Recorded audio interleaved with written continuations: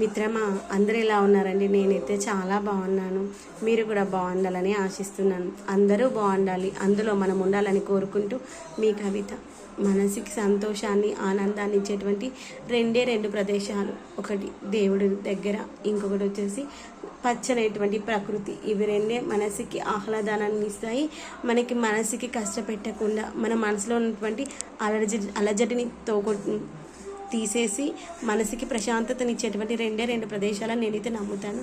మనసుకి బాధగా అనిపిస్తే ఉదయాన్నే లేచి స్నానం చేశాక వచ్చి కూర్చునేది దేవుడి రూము, తర్వాత సాయంత్రం పూట లేదంటే నాకు కాస్తంత ఊరట కావాలనుకున్నప్పుడు మన మిద్దె తోట. ఇవి రెండు మనసుకి చాలా తృప్తినిస్తాయి.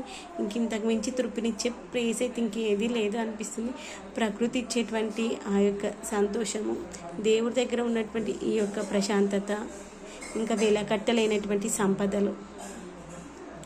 పూజ అయిపోయింది, కాసేపు అలా కూర్చొని శ్లోకాలు చదువుతూ కాసేపు అలా కూర్చున్నాం అనుకుని మనసుకి తెలియని ప్రశాంతత అనిపిస్తుంది.